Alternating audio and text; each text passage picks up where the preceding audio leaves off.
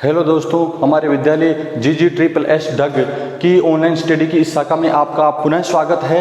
आज इतिहास विषय पे बात करने वाले हैं और इतिहास विषय का एक ऐसा प्रकरण हम लेकर आए हैं जो कि इतिहास के किसी भी विद्यार्थी के लिए अछूता नहीं है, उसको किसी भी क्षेत्र में पढ़ना पड़ता है। वैसे तो ये कक्षा 12 में दिया गया है, लेकिन कोई सी भी कक्षा हो इसमें ये टॉपिक बहुत ही महत्वपूर्ण है, इसको जानना अति आवश्यक है। तो अपने प्रकरण का नाम है, अपना जो प्रकरण है उसका नाम है सिंधु सभ्यता। प्रकरण का नाम है सिंधु सभ्यता। आज अपन को सिंधु सभ्यता की सामान्य जानकारी पढ़ने वाले हैं जो कक्षा 12 के विद्यार्थियों के लिए बड़ी ही महत्वपूर्ण है। तो सिंधु सभ्यता क्या है, सबसे पहले इसका नामकरण है, इसकी सामान्य जानकारी कि सिंधु सभ्यता होती क्या है।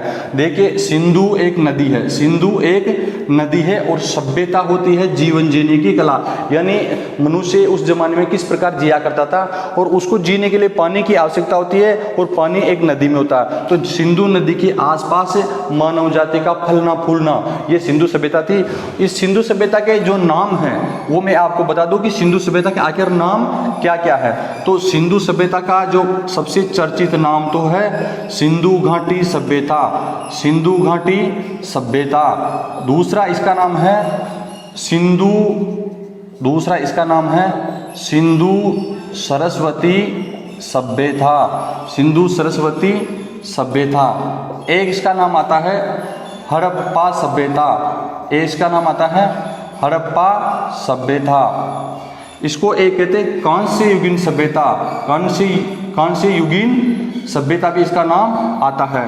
और एक आता है अपने मेलुहा, ये बड़ा डिफिकल्ट है लेकिन बहुत ही कंपटीशन के लिए बहुत ही इंपॉर्टेंट है और कक्षा 12 में भी दिया गया है। एक है हरियूपिया। ये सभी क्या है कि सिंधु सभ्यता के ही नाम हैं, लेकिन ये सिंधु सभ्यता के नाम इतने हैं, बिल्कुल अजीब लग रहा होगा, लेकिन कैसे हैं ये मैं आपको समझाता हूँ। देखिए, सिंधु एक नदी है और सिंधु नदी के आसपास ये सभ्यता फली फूली है। मानव जनजाति एक दौर में यहाँ पर रहा करती थी, अपना गुजारा करती थी। तो प्राचीन कालीन इस महत्वपूर्ण नदी जो कि भारत में है और वर्तमान पाकिस्तान से सीधी समुद्र में चली जाती है, ठीक है, तो इस वजह से है। दूसरी बात आती है सिंधु के साथ एक और नदी जुड़ गई है जो कि प्राचीन भारत की एक पवित्र नदी हुआ करती थी। उत्तर भारत में सिंधु नदी और सरस्वती नदी, दोनों नदियों के बीच में अधिकतर सिंधु सभ्यता के स्थल मिले हैं। अधिकतर प्राचीन कालीन जो सभ्यता के स्थल है वो सिंधु और सरस्वती नदी के आसपास ही मिले हैं, इसलिए इतिहासकारों ने इसका एक दूसरा नाम दिया है सिंधु सरस्वती सभ्यता।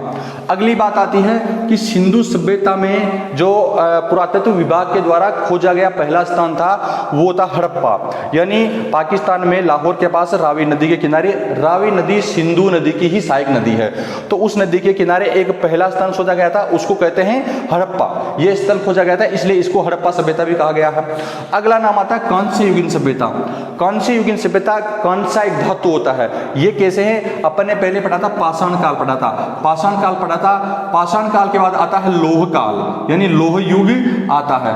लोह युग में सबसे पहले मिला था तांबा, सबसे पहले मिला था तांबा। तांबे के समय जो सभ्यता आई थी ताम्र पाषाण काल हो जाती है, लेकिन तांबा में टिन मिलाया गया था, उस समय तांबा में टिन मिलाकर कांसा तैयार किया गया था। और ये पाषाण काल से चलते चलते बिल्कुल नवपाषाण काल के बाद में जो स्थिति आती है वो सिंधु सभ्यता की आती है और उसमें कांसा तैयार किया गया था, इसलिए इस सभ्यता को कांस्य युगीन सभ्यता भी कहते हैं, क्योंकि उस समय जो पुरातत्व मिले हैं वो कांसे के बने हुए मिले थे, इस धातु के बने हुए थे, इसलिए इसको कांस्य युगीन सभ्यता भी कहते हैं। तो आपको पता होना चाहिए कि कांस्य युगीन सभ्यता बिल्कुल सिंधु सभ्यता का ही पर्याय है। मेलुहा शब्द है क्या है कि अपन जब पढ़ते हैं कक्षा 9 में है और कक्षा 11 में दिया गया है विश्व की प्राचीनतम सभ्यताएं, तो विश्व की प्राचीनतम सभ्यताओं में सिंधु सभ्यता के साथ साथ अपन मिस्र की सभ्यता भी पढ़ते हैं जो नील नदी की घाटी के किनारे थी। मेसोपोटामिया की, ईरान की, यूनान की, चीन की सभ्यता पढ़ते हैं। तो एक सभ्यता थी मेसोपोटामिया की सभ्यता, मेसोपोटामिया की सभ्यता थी, ये दजला फरार नदी के किनारे थी। तो मेसोपोटामिया की सभ्यता के और सिंधु सभ्यता के बीच में इतिहासकारों के अनुसार व्यापारिक संबंध हुआ करते थे और उन व्यापारिक जो संबंध थे उसमें कुछ तथ्य मिले हैं। इसके अनुसार मेलुहा शब्द सिंधु सभ्यता के लिए प्रयुक्त है, यानी मेसोपोटामिया की सभ्यता के लोग सिंधु सभ्यता को मेलुहा कहते हैं। तो यहां से भी अपने क्वेश्चन आ जाता है। हरियूपिया, देखिए हरियूपिया सिंधु सभ्यता के बाद आता है वैदिक काल, और वैदिक काल में वेदों की रचना हुई थी। तो ऋग्वेद सबसे बड़ा वेद है। ऋग्वेद में सिंधु सभ्यता के लिए जिस शब्द का प्रयोग किया गया है उसे हरियूपिया कहते हैं। तो ये तमाम नाम सिंधु सभ्यता के हैं, वो आपके लिए बड़े महत्वपूर्ण हैं, जो कि आपको याद होने चाहिए। ये सिंधु सभ्यता का जो नाम था, कहीं यहाँ से बिल्कुल क्वेश्चन आता है आपके, ये प्रकरण सिंधु सभ्यता के अलावा इतने नामों से भी प्रस्तुत किया जा सकता है। देखो इसका जो था, इसकी खोज कैसे हुई, देखो इसमें आता है सिंधु सभ्यता की खोज। अपने पहला टॉपिक आता है सिंधु सभ्यता की खोज। तो सिंधु सभ्यता की जो खोज थी वो आखिर हुई कैसे। एक बार की बात है, ये 1856 की बात है। 1856 की बात है। 1856 में पाकिस्तान में दो स्थल हैं, लाहौर और कराची। लाहौर व कराची, पाकिस्तान में दो बड़े जगह है, लाहौर और कराची। लाहौर और कराची के बीच में रेलवे की पटरी बिछाने का कार्य चल रहा था। 1854 में लाहौर और कराची के बीच में रेलवे लाइन डाली जा रही थी। तो रेलवे में जो गिट्टी बिछाने के लिए पास ही स्थित एक टीला था, वहां पर गिट्टी लाई गई थी। वहां पे मिट्टी जब खुदाई कर रहे थे मजदूर लोग, तो उनको ये पता नहीं था कि विश्व की एक बड़ी सभ्यता की वो खोज कर रहे हैं। लेकिन जब उन्होंने खोजा तो नीचे कुछ पुरातत्व मिले, उनको समझ में नहीं आया ये क्या है। तो क्या था कि जो ये रेलवे का कार्य चल रहा था, ये बर्टन बंधु के द्वारा चल रहा था। उसमें 1856 में ही तत्कालीन सरकार को बर्टन बंधु के द्वारा, बर्टन बंधु थे ये जिनके द्वारा ये खुदाई का कार्य चल रहा था, बर्टन बंधु ने ये सरकार को सूचना दी कि लाहौर और कराची के पास में एक टीला स्थित है, उस टीले में कुछ नीचे से स्रोत निकले हैं जो किसी सभ्यता के लिए हो सकते हैं। उसने उनका संबंध स्थापित किया। तो सरकार ने जैसे कहा, तो सरकार ने अगला कार्य क्या किया, सरकार ने 1861 में एक विभाग की स्थापना की जो प्रॉपर पुरातत्व को ध्यान में रखते हुए खुदाई करता है और जो धरती के अंदर जो भी स्रोत होते हैं उनको खोदता है। तो उसका नाम था भारतीय पुरातत्व सर्वेक्षण विभाग। भारतीय पुरातत्व सर्वेक्षण विभाग, यानी बर्टन बंधु के द्वारा 1861 में भारतीय पुरातत्व सर्वेक्षण विभाग की सूचना दी गई, जिसके अनुसार भारतीय पुरातत्व विभाग की जो थी खोज की गई। और यह खोज कनिगम महोदय के द्वारा की गई थी, और जिसके अध्यक्ष थे उसमें ये आगे चलकर 1904 में भारतीय पुरातत्व सर्वेक्षण विभाग के अध्यक्ष बन जाते हैं सर जॉन मार्शल। आगे चलकर सर जॉन मार्शल 1904 में भारतीय पुरातत्व सर्वेक्षण विभाग के अध्यक्ष बन जाते हैं, जो कि किसी भी सभ्यता की खोज करता है, उनसे संबंधित तथ्य को जुटाता है। आगे चलकर बात आती है कि 1921 की बात है। 1921 में दयाराम साहनी एक व्यक्ति थे, दयाराम साहनी को नेतृत्व दिया गया कि आपको खुदाई करनी है। तो इन्होंने, इनके नेतृत्व में जो खुदाई होती है वो निर्देशन किया था सर जॉन मार्शल ने, काम सौंपा था दयाराम साहनी को। और इन्होंने हड़प्पा नामक स्थान पर, जो कि कहाँ पर है, ये लाहौर के पास रावी नदी के किनारे हैं। रावी नदी सिंधु की एक सहायक नदी पंजाब से निकलती है। तो रावी नदी के किनारे हड़प्पा नामक स्थल मिला था, और जिसकी खोज दयाराम साहनी ने कब की थी, 1921 में। तो ये हड़प्पा सभ्यता या सिंधु घाटी सभ्यता का पहला स्थल सामने आता है, जिसके नाम से उसका नामकरण भी हुआ। तो ये पहला स्थल खोजा गया था, बहुत ही बड़ा स्थल था। इसके एक साल बाद 1922 का वर्ष आता है। इसमें एक और व्यक्ति थे, सन जॉन मार्शल के निर्देशन में एक और व्यक्ति थे, उसका नाम था राखलदास बनर्जी। उनका नाम था राखलदास बनर्जी। इनके निर्देशन में, इनके नेतृत्व में, राखलदास बनर्जी के नेतृत्व में एक और स्थल खोजा गया सिंधु नदी के किनारे।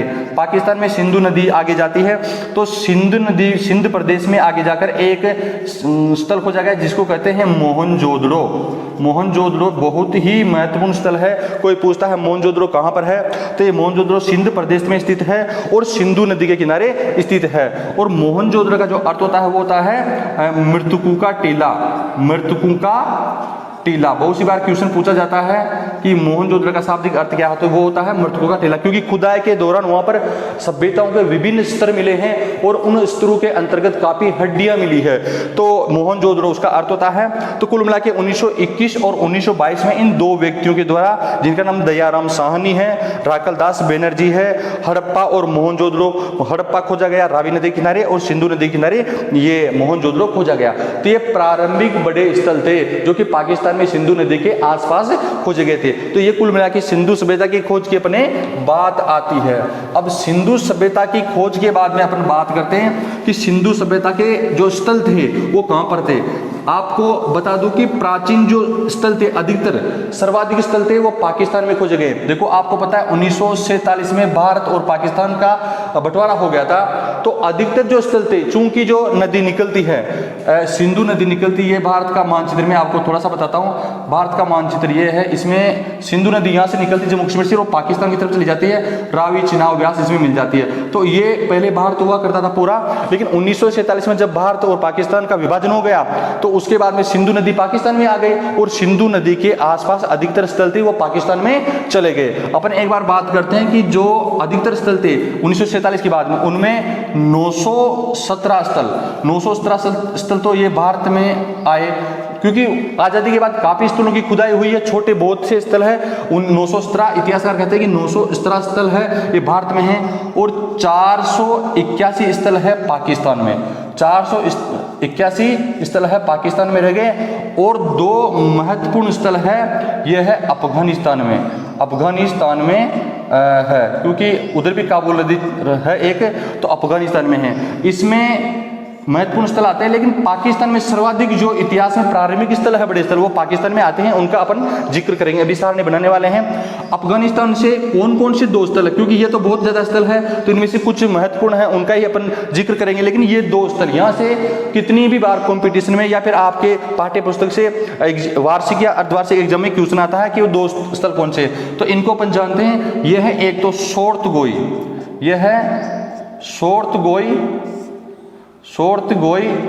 और मुंडी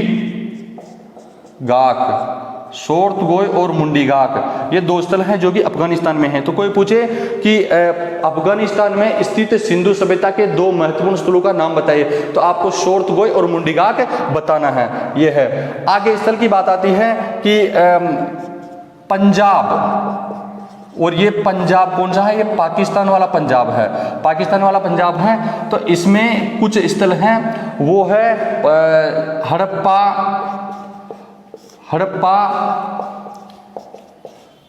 गनेरीवाल, रहमान डेरी, सरायखोला और जलीलपुर।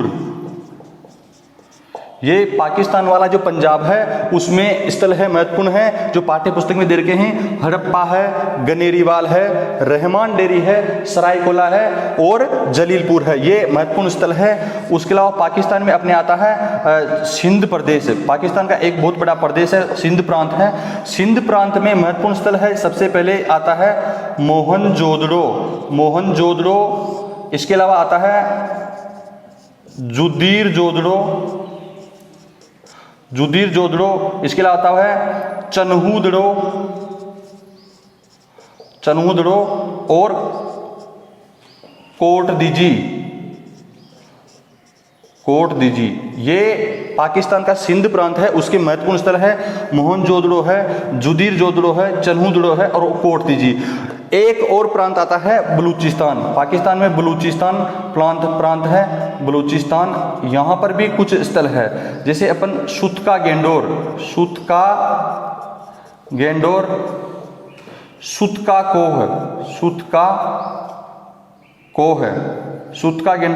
कोह, और एक स्थल आता है बालाकोट। तो ये बलूचिस्तान है, यानी पाकिस्तान के 3 प्रांत है, पंजाब है, सिंध है और बलूचिस्तान है। बलूचिस्तान में सुतका गेंडोर, सुतका कोह और बालाकोट, ये महत्वपूर्ण स्थल है, पाकिस्तान के हैं। अपन करते हैं भारत की बात, जो कि स्वतंत्रता के बाद अधिकतर स्थल खोजे गए थे। पाकिस्तान में पंजाब है, उसी भांति भारत के जो स्थल है, भारत में भी पंजाब है, भारत में भी पंजाब है। और भारत के पंजाब में एक स्थल आता है रोपड़, भारत के पंजाब में एक स्थल आता है रोपड़ और दूसरा आता है सघोल, सघोल और रोपड़। ये यहां से क्वेश्चन आता है, ये रोपड़ कितनी बार पूछा गया है।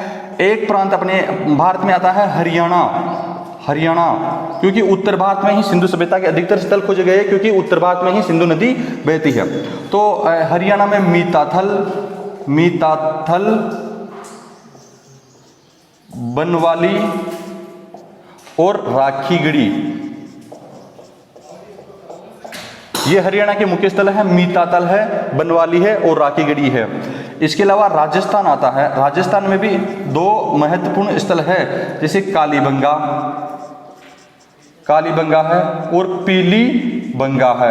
देखो बंगन शब्द है वो पंजाबी भाषा का है, चूंकि हनुमानगढ़ में ये स्थल है तो हनुमानगढ़ पंजाब के बिल्कुल सटीक बसा हुआ है, वहां पर बंगन कहते हैं चूड़ियों को, और ये काली चूड़ियां और पीली चूड़ियां इनका शाब्दिक अर्थ होता है। तो ये दो महत्वपूर्ण स्थल राजस्थान में है, इनके बारे में आगे अपन विस्तार से पढ़ेंगे। एक उत्तर प्रदेश आता है, उत्तर प्रदेश में भी दो स्थल है। उत्तर प्रदेश में दो स्थल कौन कौन से हैं, एक तो है आलमगीरपुर, आलमगीरपुर, और एक है हुलास, आलमगीरपुर और हुलास, ये दोनों स्थल कोई पूछे तो कहां पर बताना है, अपन को बताना उत्तर प्रदेश में। एक महाराष्ट्र तक भी, महाराष्ट्र में हालांकि सिंधु सभ्यता के स्थल कहते हैं, उस समकालीन कह सकते हैं, लेकिन कालांतर में महाराष्ट्र में भी एक स्थल मिला था, उसे दाइमाबाद, दाइमाबाद कहते हैं या फिर देमाबाद कहते हैं। देमाबाद ये स्थल है जो दक्षिणी, सबसे दक्षिणी स्थल कहा जा सकता है। एक अपने जम्मू कश्मीर है, जम्मू कश्मीर में एक स्थल है मांडा, जम्मू कश्मीर में एक स्थल है मांडा। तो ये भारत में पंजाब, हरियाणा, राजस्थान, उत्तर प्रदेश और महाराष्ट्र में और जम्मू कश्मीर में काफी स्थल है जो अपने पाठ्य पुस्तक में दे रखे हैं। इनके अलावा भी काफी छोटे मोटे स्थल हैं जो कि काफी देते हैं। अपन एक बार समझते हैं कि सिंधु सभ्यता के जो स्थल है, सिंधु सभ्यता का जो आकार है वो किस प्रकार है, क्या है।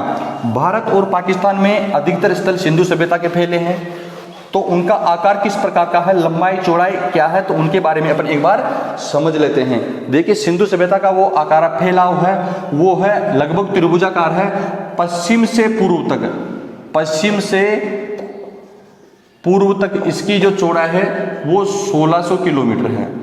पश्चिम से पूर्व तक जो स्थल फैले हुए हैं वो 1600 किलोमीटर है, और उत्तर से दक्षिण तक, उत्तर से दक्षिण तक ये फैली हुई है 1400 किलोमीटर, 1400 किलोमीटर में फैली हुई है। तो ये इसका आकार हो जाता है। एक अपन एक नक्शे से समझते हैं कि भारत का नक्शा जो है ये आपको बनाना सीखना है, और ये मैप में कुछ आपको बताता हूँ।